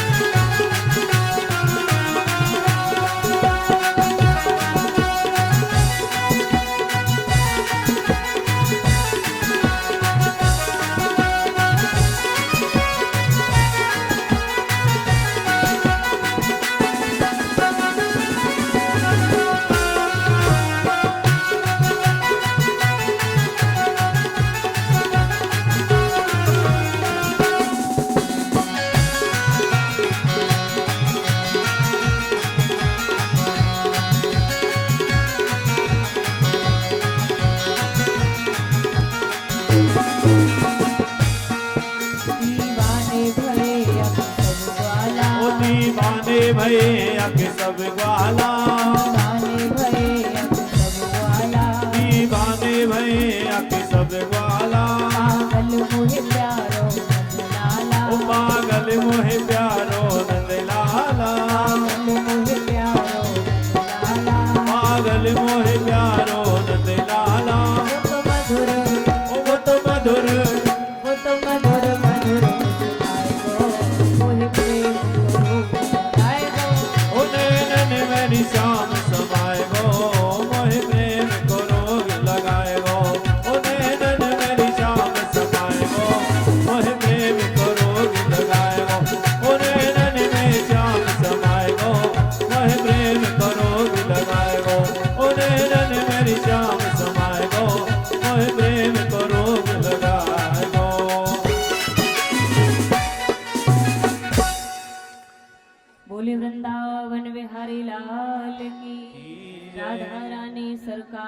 की जय। श्रीमद् भागवत महापुराण की जय। आज के आनंद की जय। जय जय श्री राधे राधेश। जय जय श्री राधे जय जय श्री राधे। शिरशोधनं त्रिशूलं भातिनोर्भेद भद्रकाले नमोस्तुते। बोले वृंदावन बिहारी लाल की जय। गाओ बाके बिहारी तेरी आरती गाओ।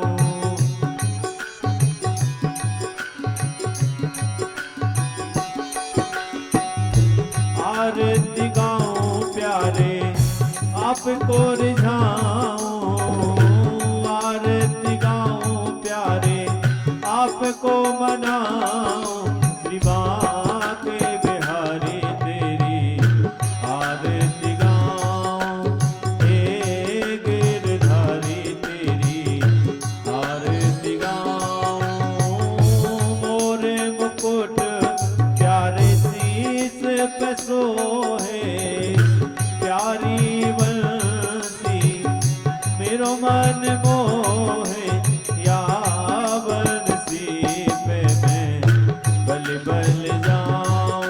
श्री बाके बिहारी तेरी आरती गाऊं। हे गिरधर तेरी आरती गाऊं। चरणों से निकली है गंगा प्यारी।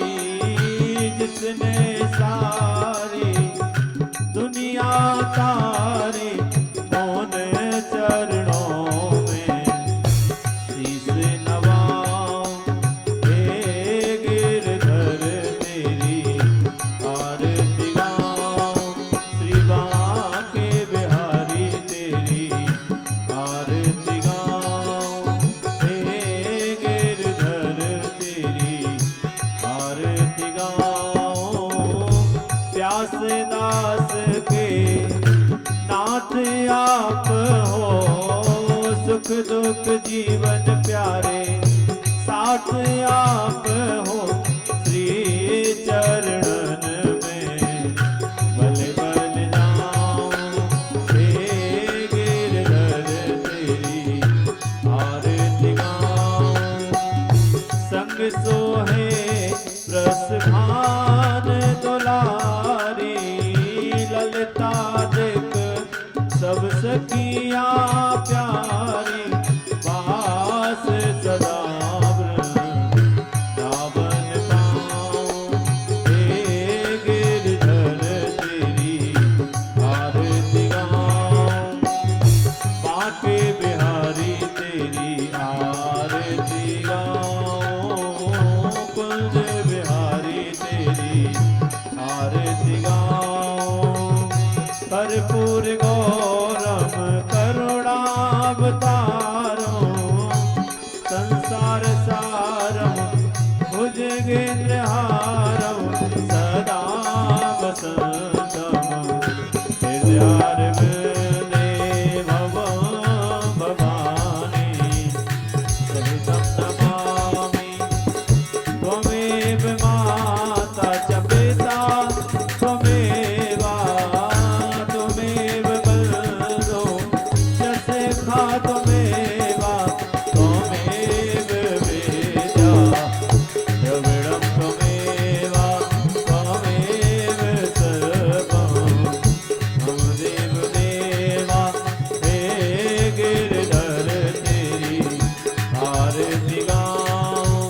बाके बिहारी तेरी आरती गाऊं। कुंज बिहारी तेरी आरती गाऊं। ओम आदियो शांतिरंतरजगो शांति पृथ्वी शांतिरावः। शांतिरोगदया शांति वनस्पतयः शांतिर्विश्वे देवाः। शांति ब्रह्म शांति सर्वगुण शांति शांतिरेव शांति सामा शांतिरेधि। परीक्षित जी सीधे हाथ से भागवती के लिए सभी देवता को याद दे दीजिए। सीधे हाथ से ओम आराधिक ग्रहणम। सभी को पचल का प्रोक्षण कर दीजिए। सभी को पचल का प्रोक्षण और हाथ में पुष्प ले लें सभी भक्त।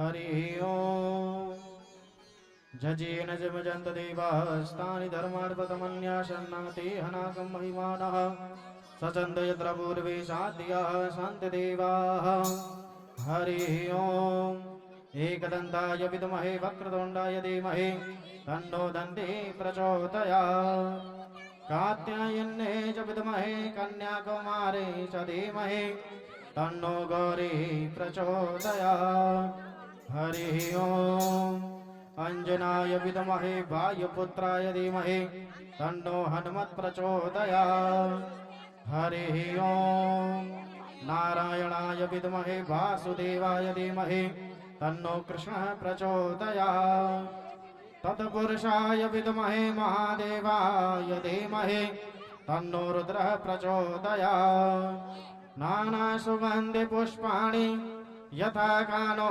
भवानि च पुष्पाञ्जलिर्मया दत्त ग्रहाण परमेश्वर सोमन सुगन्धद सोमनसः सोमन सुगन्ध सुभाष पुष्पाञ्जलिमर्पित करो मम देव करो स्वीकार ओम भूर्भुवः श्रीमद्भागवत महापुराण नमः श्री कृष्णाय नमः मंत्र पुष्पांजलि समर्पयामि। आगे बढ़ के भागवत जी पुष्प चढ़ा दीजिए, सभी चौकियों पे चढ़ा दीजिए आप लोग। मंत्र पुष्पांजलि समर्पयामि। बोले श्रीमद् भागवत महापुराण की जय। सभी जयकार लगाएंगे। धर्म की जय हो, अधर्म का नाश हो, प्राणियों में सद्भावना हो, विश्व का कल्याण हो, गौ माता के जय हो, गौ हत्या बंद हो, शंकर भगवान के जय हो, वृंदावन बिहारी लाल की जय हो, अपने अपने माता पिताओं के जय हो, अपने अपने गुरुदेवों के जय हो, व्यास भगवान के जय हो, सुखदेव महाराज के जय हो, परीक्षित महाराज के जय हो। जय जय श्री राधे श्याम। नमः पार्वती पतये हर हर महादेव। शांति शांति सर्वरष्ट प्रशांति भवतु। और एक विशेष सूचना सभी भक्तों के लिए, सभी भक्त बैठ जाइए, जहाँ खड़े हैं वहीं पर बैठ जाएं। बैठ के ही आरती मिलेगी, बैठ की प्रसाद मिलेगा आपको। बहुत सुंदर व्यवस्था है यहाँ की। और सभी भक्त पढ़े लिखे हैं, बैठ जाइए, कृपा करके बैठ जाएं। सभी बैठ जाइए, जिनको जल्दी जाना है वो बैठ जाएं, और जिनको लेट जाना है वो खड़े रहें। सभी बैठ जाएं। सभी प्रसाद लेकर ही अपने स्थान के लिए ग्रहण करेंगे। बोलो बाबा। ओ लेते जाना रे हरि का नाम थोड़ा थोड़ा, ओ लेते जाना रे हरि का नाम थोड़ा थोड़ा।